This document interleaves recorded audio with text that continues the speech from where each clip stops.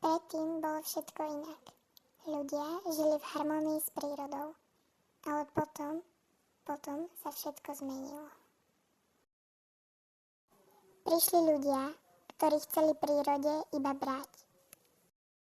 Začali ťažiť v baniach, rúbať lesy a chytať divoké kone.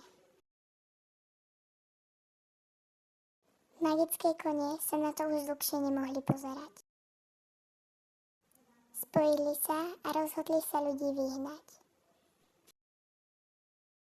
Tí sa však bránili a mnoho magických koní padlo v boji. Kone, ktoré to prežili, sa premenili na obyčajné a dodnes sa túhajú po svete. Každých 10 rokov, keď je krvavý mesiac, sa kone opäť premenia do svojej magickej podoby a snažia sa nájsť. Stále veria, že ak sa spoja, podarí sa im ľudí vyhnať.